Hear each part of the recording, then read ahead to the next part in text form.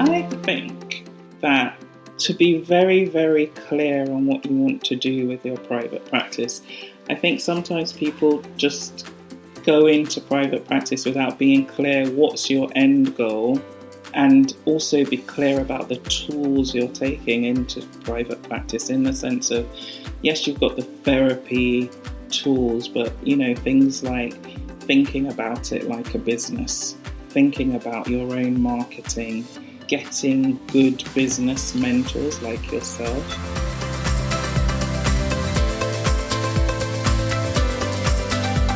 Today we are welcoming Emma Radway-Bright, who is a therapist working in London, but she works exclusively online, which I think would be really interesting for those of you who are listening who also want to work exclusively online. And I've invited Emma onto the show because she's really successfully got her private practice going. She's making a really good job of it. She's done other training as well, which I'm going to ask her all about. And just generally, I think you'd love to hear from her. So welcome, Emma. And would you like to tell us a little bit more about your practice and what sort of work you do and who you like to work with? Thanks, Josephine, for inviting me, first of all. So I'm Emma. I'm one of the therapists at I Need Therapy. That's the name of our practice. It's actually a joint practice with my best friend Sharon. Studied together originally. We started our practice in 2018, the end of 2018, and we used to see clients face-to-face because we were based in a community project in Peckham. And obviously, like everybody during the pandemic, we moved online. So I work with adults. I originally specialised in working with women and basically women who had experienced gendered violence, because that was one of my placements when I was training. So I took that up as a specialty because during training I got lots of extra CPD around trauma and sexual violence and things. Then I also had a placement working with carers of people with long-term conditions. So I started working with clients in my private practice around that as well. And I've also specialising in working with men and women who have had a baby that wasn't delivered to term. So that includes post-miscarriage and post-abortion work with them. And I'd say those are like my three main areas that I work in.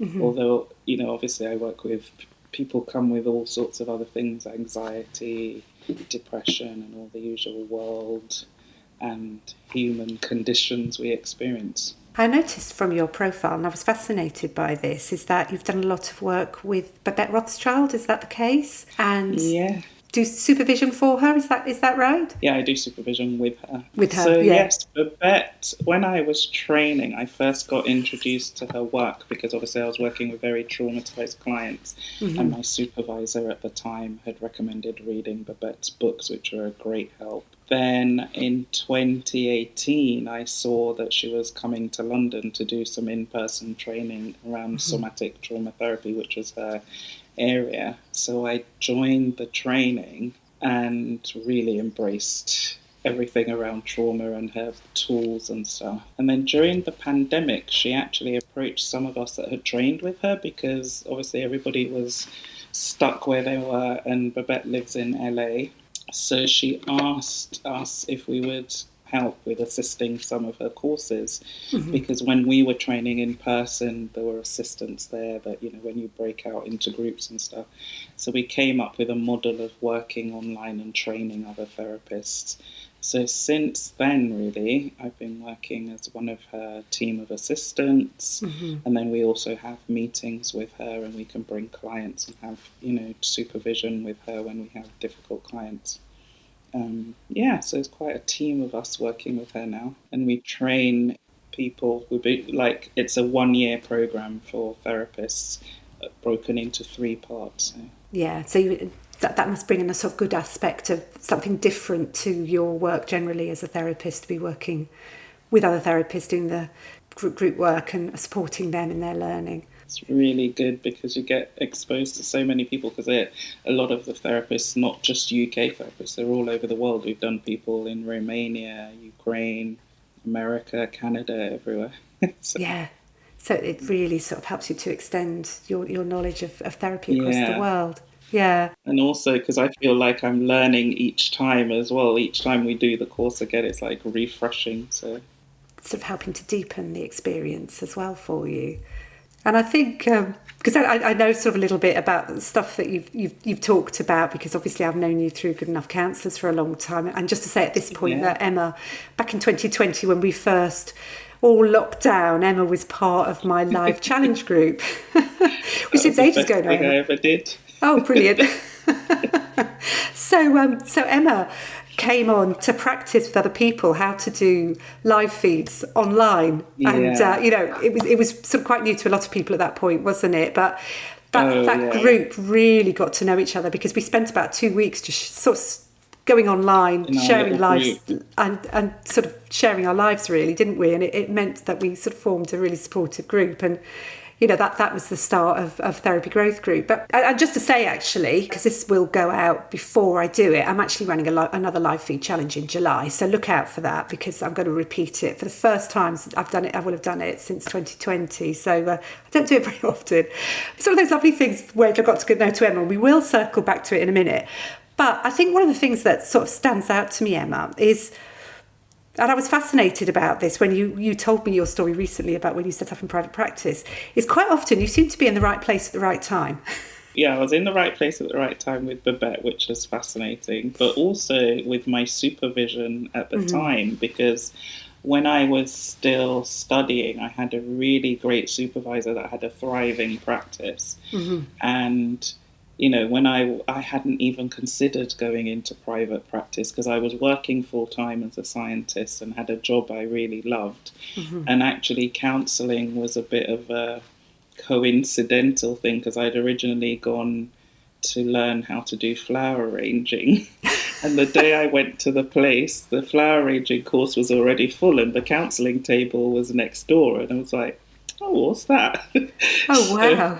That's a story. Sharon, I know, and Sharon, my business partner, was in the queue in front of me, and that's how we started talking. And she was like, oh, this course is going to be brilliant.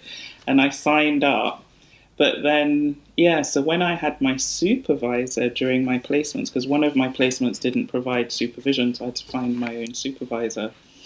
And rather randomly, because also the internet wasn't as great as it is now, that you could just go on and search. I just came across her from, like those local notice boards when people pin things on, and I called her, and, she lived a bit far away, but I thought, well, this is the only option I've got, kind of thing. Yeah. But she had a really thriving practice, and one day, I think we'd been working about 6 months, and she just asked, so, what are you going to do when you finish the course? And I was like, flower arranging, I don't know, something else. And she was like, why don't you go into private practice, that, you do really well. And she reviewed all the stuff we'd been working on. And she just said, look, I could give you pointers on different aspects of setting up. Each, time you come, we'll talk through a different aspect of the business. And she got me to start thinking about a business plan and location and stuff. And that's really how I started. And I am so grateful to her, because without that push and her mentoring me and pushing me along to do it, I don't think I would have ever thought of setting up in private practice. Yeah. So then I went to Sharon and said, oh, guess what we could do? Is that how you and Sharon got started together? Well, actually, no, because initially she didn't have any intention of being in private practice, and it was only me that started off first, because I was walking past, there's a private GP practice near me, and I was walking past and they have really nice Swiss offices, and I was like, ooh, what's that, kind of thing, and I went in. And I just said, oh, I'm thinking about starting off in private practice. I'm going to be a therapist. I hadn't even graduated yet, but I was graduating in a few months. And I was wondering if you rent the rooms out, because the receptionist was like, oh, I'll show you round. And there were really lovely rooms and everything. And she said, oh, well, we've never rented out our offices, but I'll tell the doctors and maybe one of them will call you. And then one of them did call me, and he was like, oh, yeah. You could just, they were all very laissez-faire about it, because he then just said, oh, we'll give it to you for free for 3 months. anytime you have, because I was like, I don't have any clients yet. I Yeah. haven't even really started advertising. Yeah. And he said, you can have it free for 3 months and let's just see how it goes. Anytime you need the room, because I said it's going to be in the evenings because I work full time. Yeah. He said, anytime, just call the reception, book the room. And that's kind of how I started. Fantastic. So, It was yeah, meant I've to got a be. free room as well. So I Yeah. saw clients there in the evenings for a while. And the 3 months kind of extended because then we found the place in Peckham, but it hadn't been built yet. Oh, We right. had to bid for the space and they were going to refurbish an old car park, but we were one of the bids that won. So I told them about it and said, oh, it's going to take about a year before the property's ready and everything. And they were like, sure, okay. Still very casual about everything. And they never charged me. How fantastic. So, Yeah. So yeah, give and you a then little we bit of a moved over. good boost at the start, perhaps when it's more Yeah, difficult. it You was know, we haven't got really many lucky, the clients. kindness. Yeah. Yeah. Yeah. So, So yeah. just, you are full of these sort of stories, though. I think, aren't you? It's sort of like, it's I amazing. know. So how did you make that leap? Because you are working full time now in your practice, aren't you? You're not Yeah. no longer working as a scientist. So that again was more because I was working 2 evenings a week, rushing across London because my office was in Belsize Park, getting to London Bridge, jumping on the train to Peckham to go see clients. So I was working 6 till 9, 2 evenings a week. Sharon was doing 2 evenings a week, and then I was doing Saturday mornings. But it just got to a point, because that was all through 2018, 2019. Towards the end of 2019, it got to a point where I was getting so many referrals and people calling and asking, and I had to keep on saying, because I only had capacity for 9 clients at the time because of that limited availability. I have to keep saying to people, I'm afraid I can't take anyone on. And eventually the thought just occurred to me one day that why not just give it a go?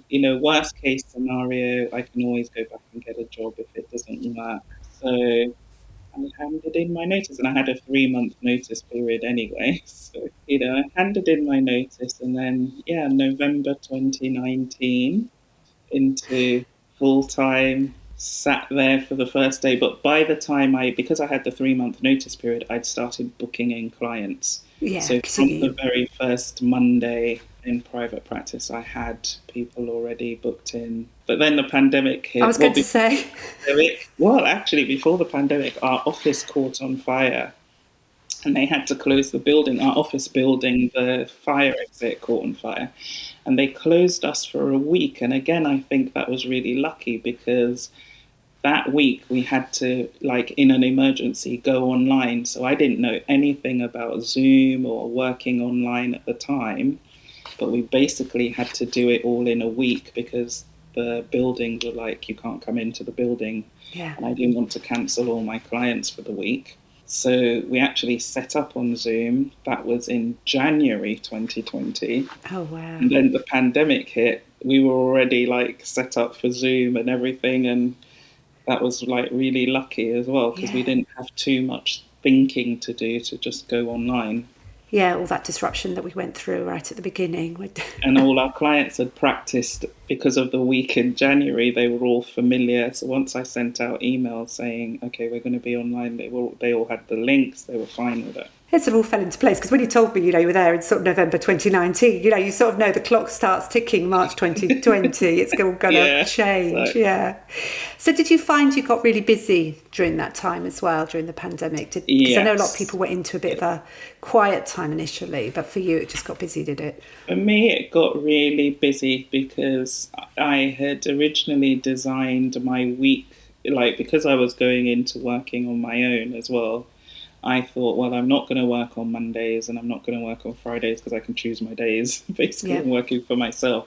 But during the pandemic, it did kind of leak initially into like an overspill of extra people because then I was taking on, some of the emergency services and people because when Sharon and I were setting up, we also have a pay it forward scheme in the sense of there are a couple of people. It was a random thing I'd put on my website because I built the website myself, and we had this page where we decided to put the pay it forward scheme, and it's just a little bit that explains that, you don't have to be in therapy, or you could be a client, but you could donate money for us to run groups. The idea was that we were going to run, it's just money for tea and cake to run groups for mothers and babies. But what actually happened is the first donor that I got was somebody that just had seen it and randomly has never been a client, but every year when they get their bonus, they give it to me.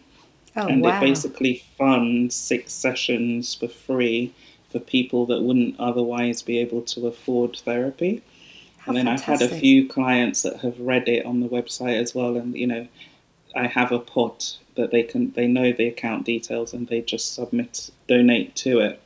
That's so amazing. During the pandemic, that really came in useful, because then I could see people on, like emergency services and just people that couldn't otherwise access therapy. So that led to working extra hours. And then I had to cut down after a while because it was a bit too much. And go back to being a bit more sensible, because it seemed easy at first because I'm at home anyway, but it's being really careful about your self-care and burnout and stuff that I had to cut back and being careful be about a bit your more energy. sensible. But that's an amazing. I didn't know that about you, actually. I mean, I read a little bit on your website, but I hadn't realised that that's actually what had happened. And it was almost sort of like you just set it up and thought, well, I'll give it a go. And then, not expecting anything. Amazing. Yeah. So we've been really, really lucky, because both of us donate 1 session for free anyway, because the building we were originally renting from had this scheme, which was a community investment scheme.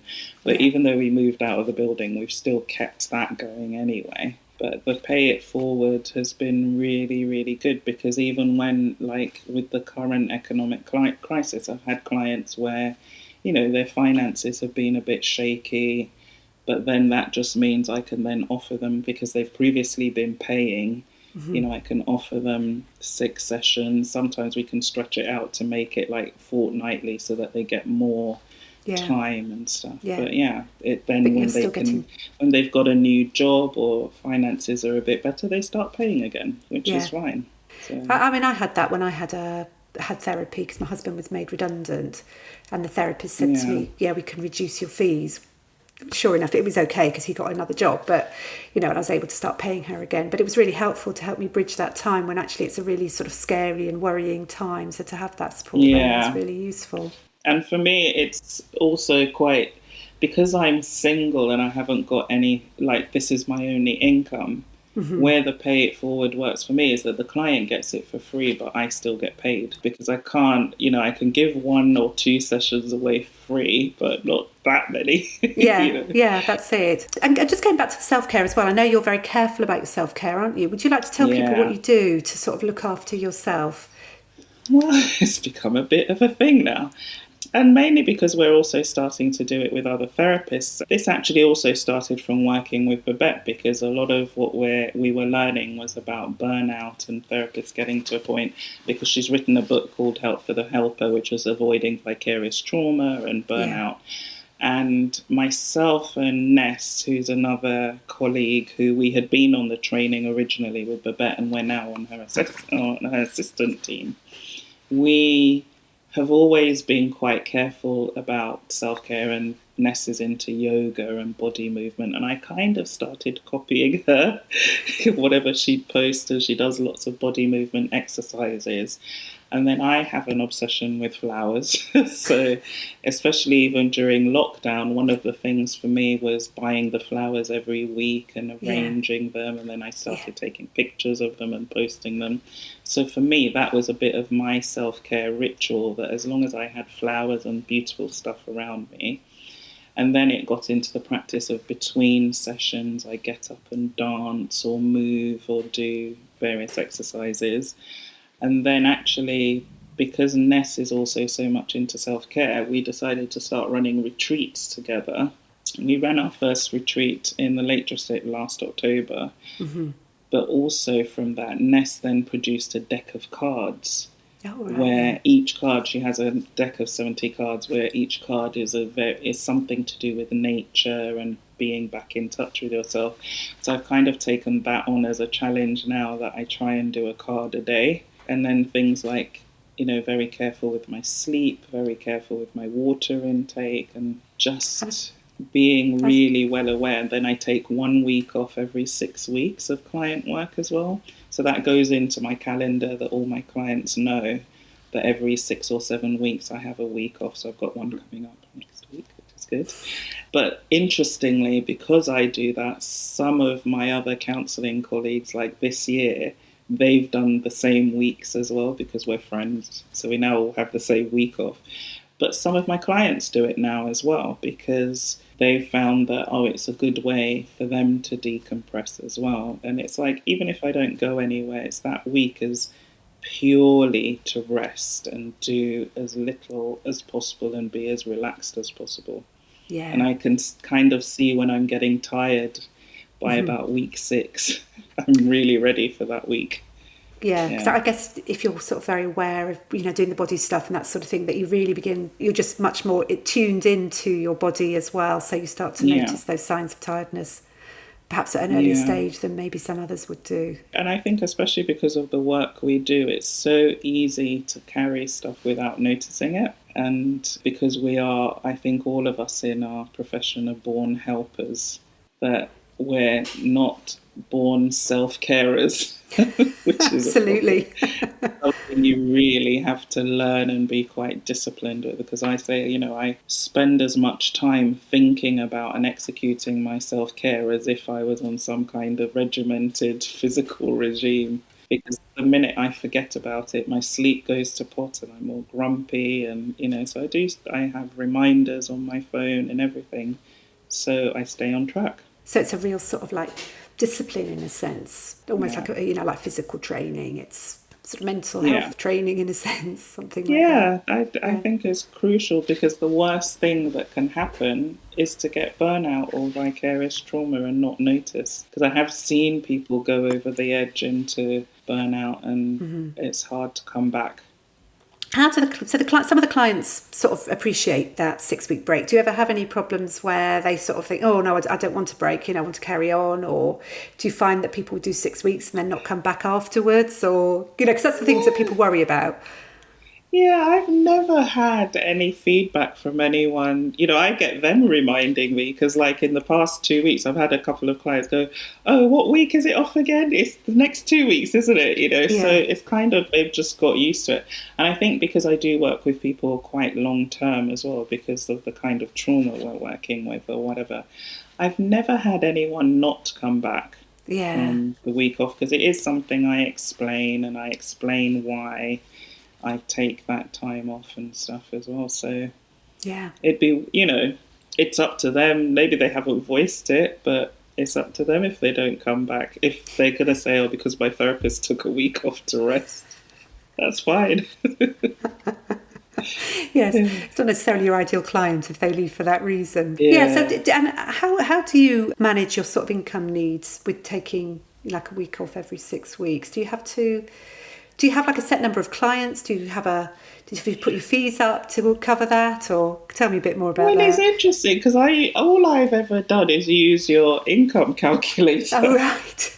Because I remember when you first put it out, because I think when I first set my fees, it was a bit more arbitrary, in the sense of I looked at all the fees in the area and thought, okay, what would be comfortable for me charging? And then when, I think it wasn't long after I started, that you did have your fees calculator. And it was the first time that I actually thought, what do I want to be earning? Yeah. And then calculating everything based on that, And luckily at the time, our rent as well, where we were renting, was relatively cheap. And obviously I don't have any rent now. But I always have had that goal that each year, just like when I was working, like you get a certain salary increase every year. I work that out for myself as well, that each year, or every 18 months, I want to give myself a bit of a bonus. And then, but So I haven't increased I've only increased my fees twice actually. The first time was a bit of a big bump because I hadn't done it initially, but that's more because the price of everything went up, or Yeah. But I do vary it then on my calendar, in the sense of I have like 3 Google calendars, and Sharon and I created a calendar where we blocked out how many. So it sounds complicated, but it's not.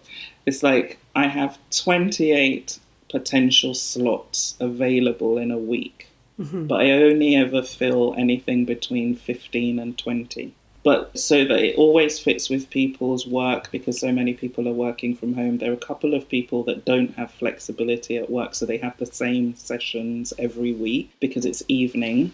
But because of the client group I have a lot of people that have flexibility. They're quite creative in their Yeah.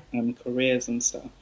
So as long as it's within those 28 variations of the slots, it's fine. I don't go over 20 in a week. Yeah. And then there's some weeks where, I've got from 12 till 5 free, Yeah. because of the way the calendar's worked that week. So as long as I keep those, but then if I needed to bump up my income for any reason, I can then decide, okay, I'll make it 22 instead of 20 as the ceiling.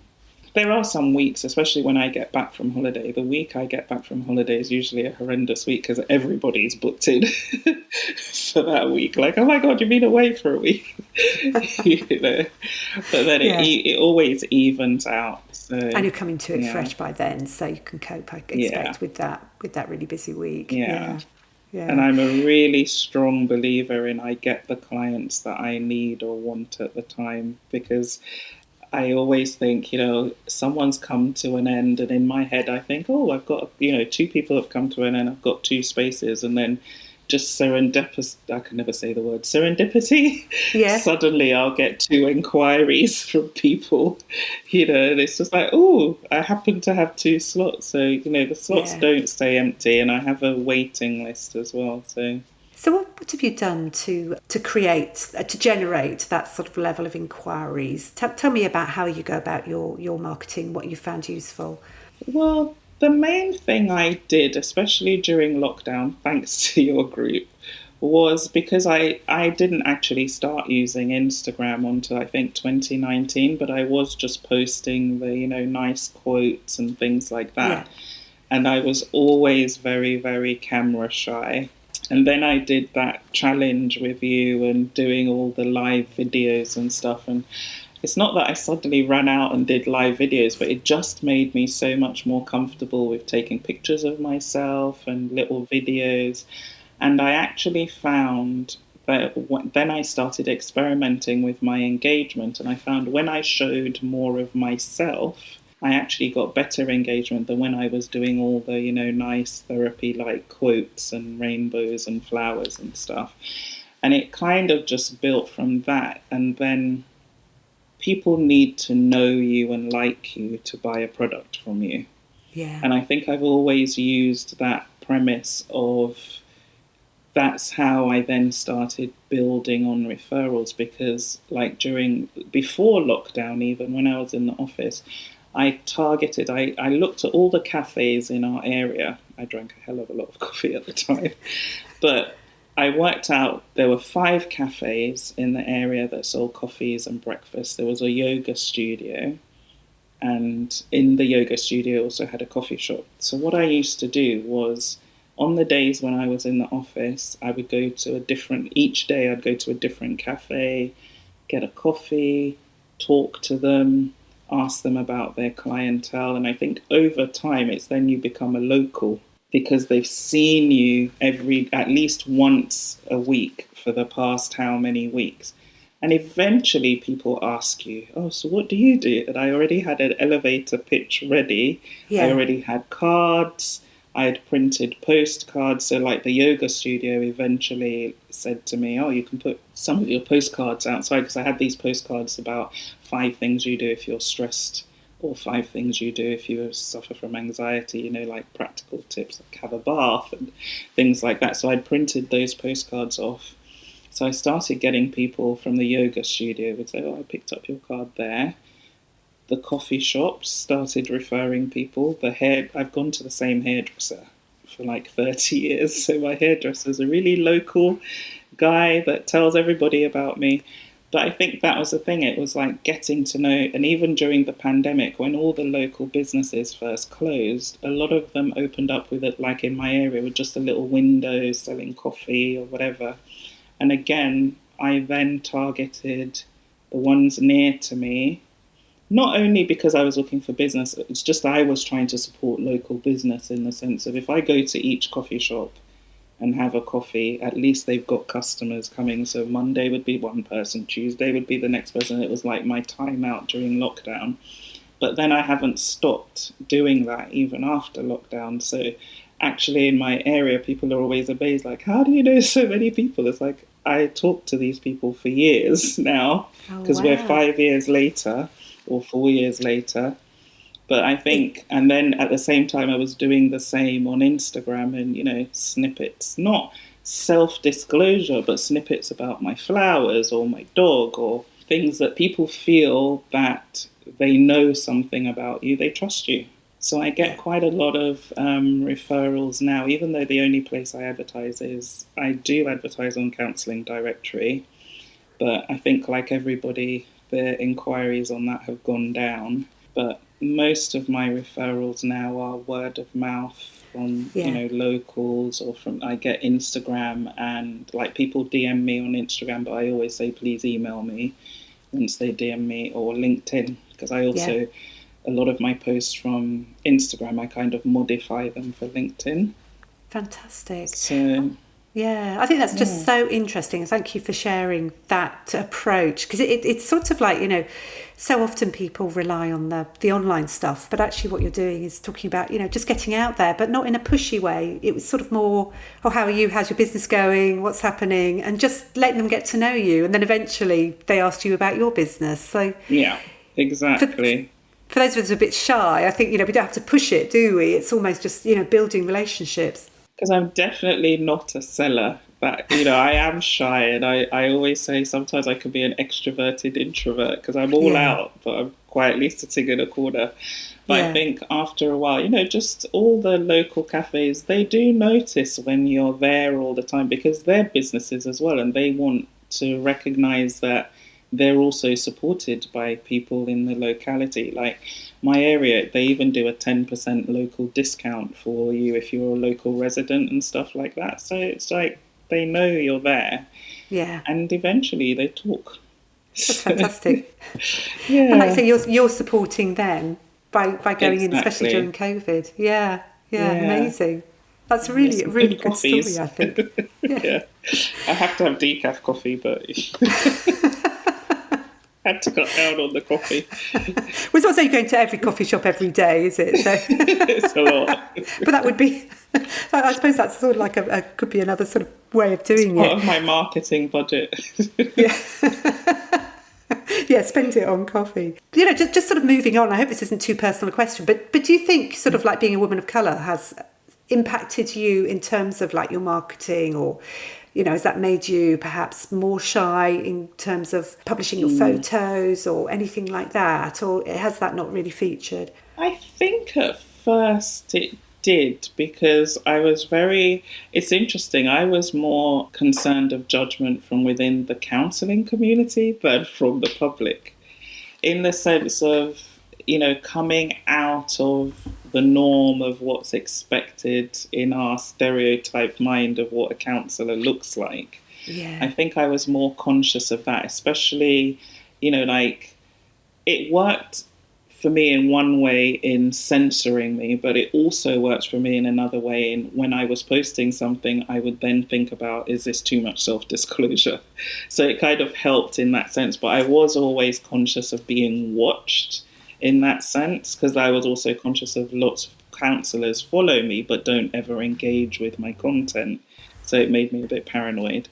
But then also from the public point of view, there aren't very many, besides like what I've seen, like a few Americans, there aren't very many black female therapists that are out there or posting or talking about anything, even within some of our groups sometimes. There's a lot of members that are just quiet, and I'm the one like chatting away and making my views known, kind of thing. But I think halfway through lockdown, I got over myself a bit and just thought, yes, I'm not the stereotypical counsellor, but because even in the local community and stuff, when I tell people, "Oh, I'm a therapist," everybody like gasps and steps back, like, "You are?" kind of thing.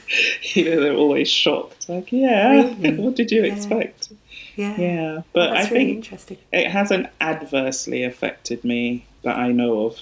Yeah. Do you find that you attract more black clients? I mean, when I say more, I don't know, maybe perhaps more compared to Actually, Sharon, or... no, because people ask me that all the time. Yeah. I have probably, I would say 70% of my clients are white and 30% are black.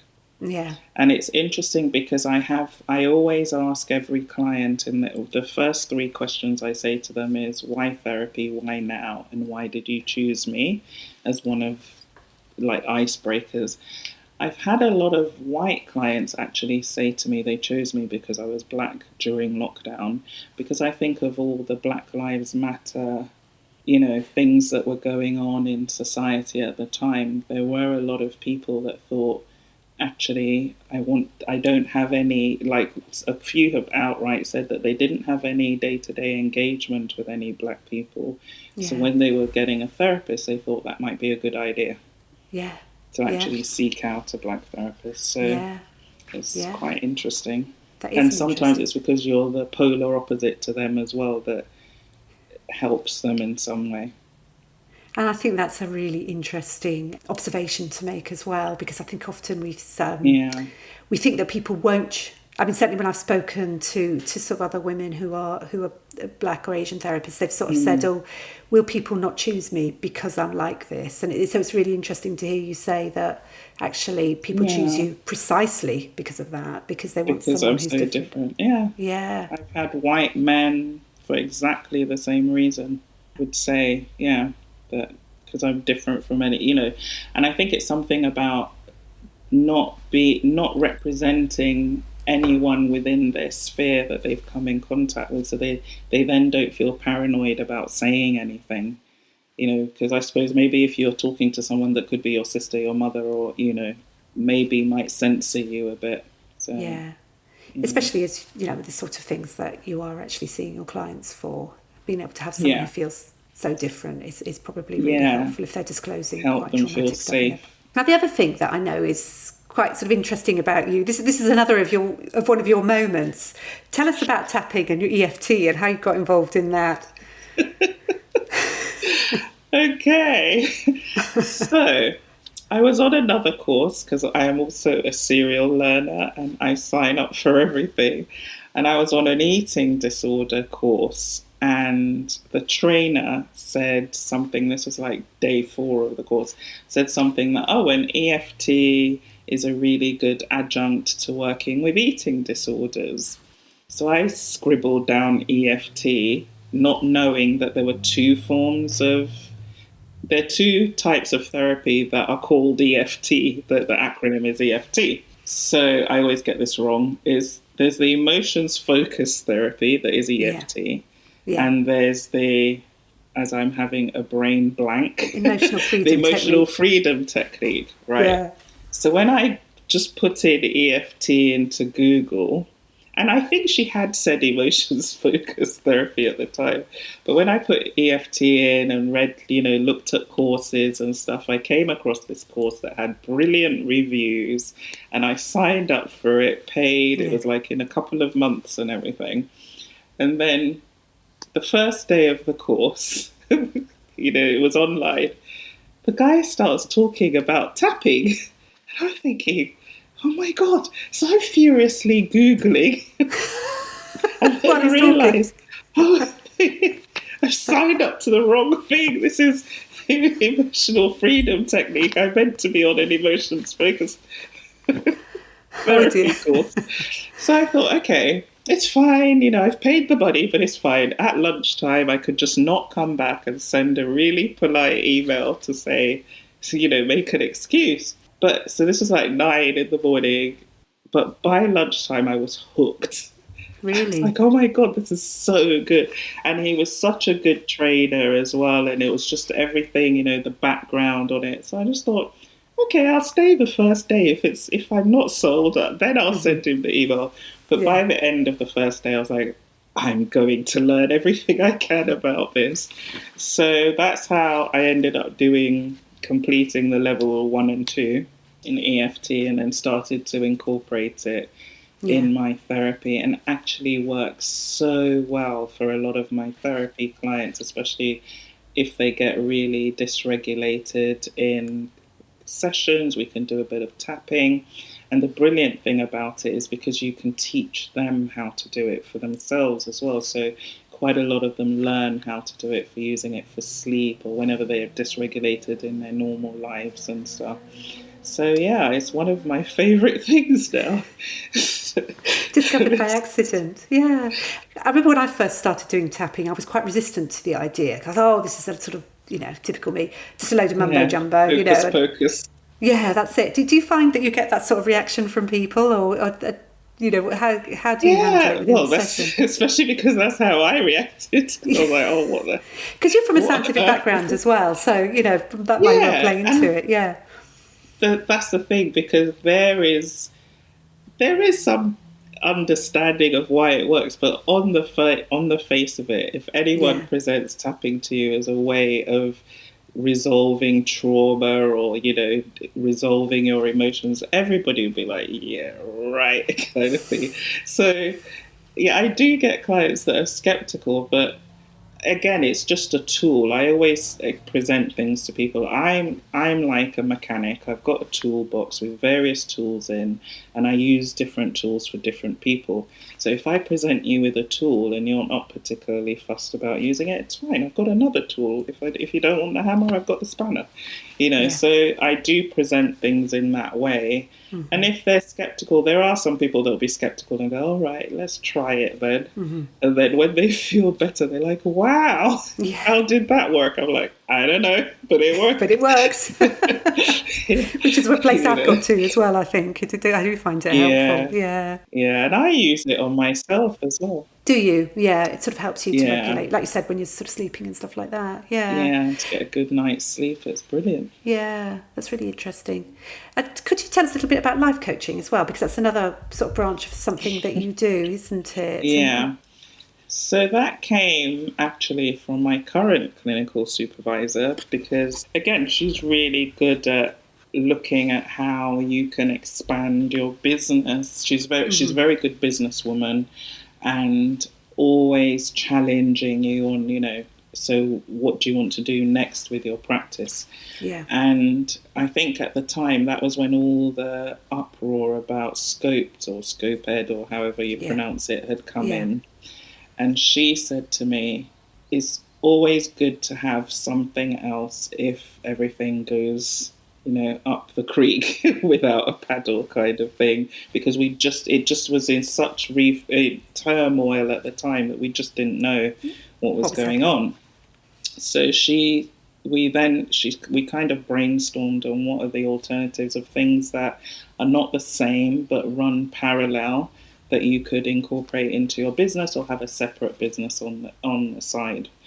And came up with a life coaching, and she'd actually found a course, and we actually ended up on the same course. Yeah, and I think it's very, very different from counselling. And I really enjoy it, but in a different way from I really enjoy counselling and I really enjoy life coaching. There are ways in which you can incorporate it, but actually what I do is have my therapy clients are very separate from my life coaching clients. Yeah. So have you had any, just sort of drawing to the close, so have you had any advice for people who are just starting out in private practice? What would your advice be? I think that to be very, very clear on what you want to do with your private practice. I think sometimes people just go into private practice without being clear what's your end goal, and also be clear about the tools you're taking into private practice, in the sense of, yes, you've got the therapy tools, but, things like thinking about it like a business, thinking about your own marketing, getting good business mentors like yourself, signing up for things, or just getting those skills that aren't soft skills. They're actually the harder skills to get, accounting and all that. Outsource your accounting. Yeah, I definitely agree with that. Get an so accountant. Much easier. Don't worry about self-assessment. But I think it's that thing is getting as many tools as you can to hone your own business, rather than just thinking, I'll start seeing some clients and I'll bungle my way along. That can work, but it's so unnecessarily painful. But I think if you have for me, what I did, I had a business plan. I look at my business plan every year. I decide on what I want to achieve that year, and that incorporates what CPD I'm going to do, how much I'm going to spend on CPD, how much I'm going to spend on marketing, just to try and plan those things out as well as possible. Yeah. The first time round, and then each time it's only a little bit of work you need to do. It's an iterative thing every year. Then you can just add to it. But get the basics right, and it's so much easier. Of course, you can't make clients come to you, but I think you can just take away the stress of being in private practice by having a plan. Do you have any sort of tools that you use for your planning? People might be interested to know. Pen and paper? Yeah. I'm very much, I need to see it on paper in colour, a lot of coloured pens and stuff. If my business plan looks like a drawing, because I doodle on it each year, that's why I think I add to it. It's not different pieces of paper. When I've needed to type out things officially, I do. But for me, it's that thinking process of writing things down and putting a year to it or a goal to it and doodling all around it in nice colour pens. Sort of visualising it. So I have a love visual, and I use vision boards a lot because I have a yearly vision board for the business and for my personal life, and I actually every month, first of the month, I go back and look at my vision board to keep me on track. Oh, fantastic. But that's because I think I'm a very visual learner. So and that just helps you to keep on track. Yeah. And I think the results speak for themselves really, Emma, don't they? Because, you are have got a successful practice. You've expanded into these other areas, like you say. And also you're running retreats for therapists as well. I just want to sort of reiterate that. Yeah. We're doing the 2 years, and then the first Monday of every month is just an hour now that we have a self-care group and get people together to just share some tools and kind of hold each other to account of what have you done for the last month to take care of yourself. Do you need any support with anything? Tips? So what we'll do is we'll make sure that we've got some details about you in the show notes if people want to check you out and get in touch with you. So we'll make sure those are in the show notes. But Emma, thanks so much for coming along and sharing with us all about your private practice. Congratulations on having such a successful time, and thanks so much to learn from you. So I've really enjoyed having a chat with you today, and I'm sure people listening will as well. So thank you.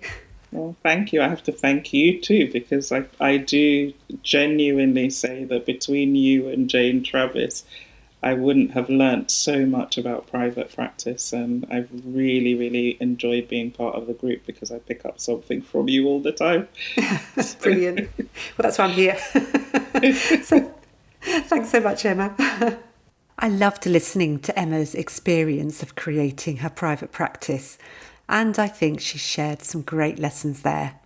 Even though she's exclusively an online therapist, she's focused on creating relationships in her local community so that she receives referrals. I loved her coffee shop approach. I think people might say Emma's lucky, in inverted commas.